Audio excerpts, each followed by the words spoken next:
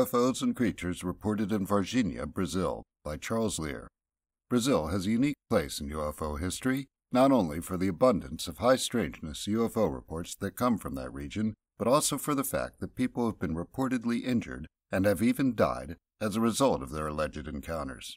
One such case comes from the Brazilian city of Varginha. Not only is there a report of a witness dying, there are also reports that one and maybe more extraterrestrials ended their days here on Earth. Bob Pratt, a UFO researcher, who manned the National Enquirer's UFO desk for a period and covered South American UFO reports extensively, presented a narrative summary of the case in his 1996 book, UFO Danger Zone, Terror and Death in Brazil, Where Next? He was in Brazil shortly after the events, and his summary is based on witness accounts and reports from the primary investigators. Pratt's summary begins with a pronouncement by two of the primary investigators, Ubirajara Rodrigues and Vittorio Paccaccini, that two extraterrestrial creatures were captured by the Brazilian military and sent to the United States for study. According to Pratt, the case began with three young women, Liliane da Silva, Pratt omits da in the name, 16, her sister Valkyrie da Silva, 14, and Katia Xavier, 22. On January 20th, 1996, they were walking home at around 3 p.m. Other sources say 3:30 p.m. after helping a woman pack who was getting ready to move to a new home. Xavier worked as a maid for the woman. The three decided to take a shortcut through a vacant lot about the size of a city block. It was filled with weeds, and there was an empty cinder block building on one side.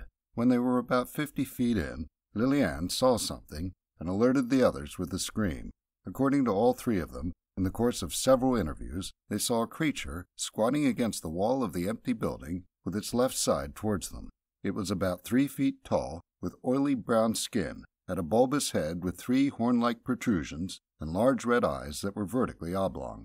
All three women screamed, and the creature turned towards them. It crouched down lower as if it was frightened, and the women ran the entire way to the Da Silva home, 20 blocks, 1.3 miles away.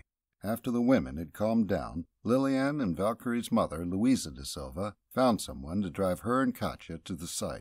When they got there, the creature was gone, but they saw a mark where the women had said they'd seen it, and there was a strong smell of sulfur, ammonia, and other reports in the area. Lawyer and UFO researcher Ubirajara Rodrigues heard about the case 1 or 2 days later. He was able to question the women and did so repeatedly, and according to Pratt, they cried the first few times.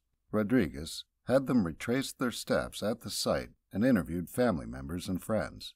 He had an artist illustrate the creature based on the women's descriptions, and the image upset them when they looked at it. Rodrigues believed they were telling the truth about what they saw. Rodrigues started hearing rumors 2 weeks later that there were actually 2 creatures in the area and that they had both been captured by the military. Because of the demands of his law practice, he wasn't able to spend as much time investigating as he would have liked. He was then joined by Paccaccini.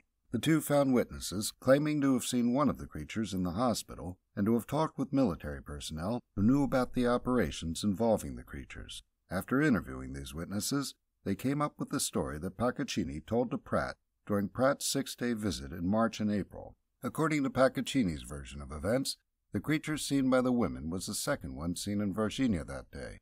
The first one had been seen in the morning and was captured by firemen at around 10 a.m. In Brazil, fire departments are part of the military police under the control of state governors, and catching wild animals is part of their duties. When the firemen arrived at the area where the creature was reportedly seen, there were already 3 men from the army there with a truck. The men from the army had seen 3 children throwing rocks at the creature and 3 adults watching, and they told them to leave. It was decided that the firemen would be the ones to deal with the creature. They found it in the woods just past some railroad tracks and were able to capture it with a net with very little resistance from the creature. It was put into a box that was then put into the back of the army truck. The second creature was reportedly captured near the vacant lot between 5 and 6 p.m. by firemen who'd responded to a call from Luisa da Silva. This creature was supposedly sick and was taken to the regional hospital. The wing where it was being examined was closed off, but 2 nurses got a peek at it, lying in a bed and wearing an oxygen mask. There were army trucks parked outside the hospital until late at night. At around 1 or 2 a.m., the creature was taken to an army base at Três Coracoles. According to information claimed to be from disgruntled Army personnel, the creatures were flown by a French-built Puma helicopter, possibly to Rio de Janeiro and then the United States. The alleged informants were reportedly upset that something of such importance was being given over to the U.S. Rodriguez wrote an article titled Varginha Case, Ufologist's Diary, Part 1. It was published in Revista UFO, Special Issue No. 13, July 1996, and details his investigation. Baccaccini wrote Part 2. Other than the women who said they saw the creature, none of those who reportedly provided information regarding the activities of the firemen, military, and the creature being taken to the hospital are named. Baccaccini explains, I don't want to put anybody in jail or harm people's lives. Rodriguez wrote that he contacted Commander Mauricio of the military police and asked if he was aware of rumors that the military police were involved in the capture case. He said he wasn't, but offered to check it out. He then said there were no records of the case. He told Rodriguez to call back later in case he found something. Rodriguez did, and wasn't able to get through to Mauricio, so he became convinced that there was a cover-up. The case made the local news, and Rodriguez was interviewed live on Globo TV. During the interview, the reporter picked up 2 faxes, one from the fire department and one from the regional hospital. The reporter announced that both organizations denied having any involvement with the reported creatures. After this, Rodriguez felt compelled to contact the national media outlets.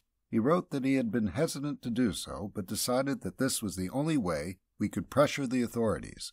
Rodriguez, Baccaccini, and Pratt stick to calling the entities creatures for the most part, but occasionally refer to them as ETs. Rodriguez doesn't mention any UFOs, Baccaccini mentions a UFO wave starting after the creature report, and Pratt states no UFO was seen in connection with the ETs. Pratt does mention a sighting 6 miles away from Varginha by a farmer and his wife. They reported that at 1:30 a.m. on January 19th, they saw an object like a gray submarine the size of a small bus move silently a few feet off the ground.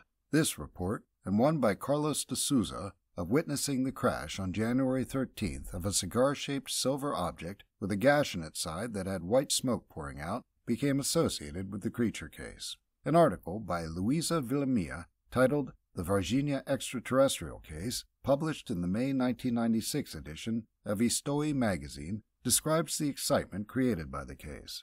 According to Villamilla, 66 specialists came to Varginha to investigate. Included among them was John Mack, a Harvard professor of psychiatry who became known among ufologists for his work with abduction reports. All this attention prompted the mayor of Varginha to consider organizing a UFO Congress. Roger Lear, who specialized in abductee implant research, also visited Varginha to investigate. He wrote a book about the case, UFO Crash in Brazil, a genuine UFO crash with surviving ETs, published in 2005. In his book, Lear details the death of Marco Chires, who was with the military police. An unnamed witness reported that Chires had physical contact with one of the creatures during its capture. Chires died of a mysterious infection on February 15, 1996, and Lear wrote that touching the creature was believed by Chires's colleagues to have caused his infection. It has never been conclusively proved that he actually captured a creature, but Lear wrote that Chires's family confirmed that he was on duty at the time it was said to have occurred. A water tank in the shape of a flying saucer was built in the center of the city, and the case is celebrated in Varginha to this day. Many people are still fascinated by the possibility that alien bodies and physical evidence of an extraterrestrial craft might have been recovered, and a tourist industry in Varginha has developed around the case. Researcher and documentarian James Fox was interested enough to go down to Varginha recently and investigate for himself. He managed to talk on camera with the De Silva sisters, their mother, and Xavier. He also managed to locate other witnesses who hadn't spoken since 1996 and interview them on camera as well. Fox used the footage for a documentary on the case that will soon be released. This writer was given the opportunity to preview the film. Early on in the production, Fox states that he will be presenting the facts of the case and leave it up to the viewers to come to their own conclusions, and he keeps his word. While this case has had its detractors and remains controversial, Fox calls it infamous. The emotions displayed and small repeated details during the witness testimonies are compelling.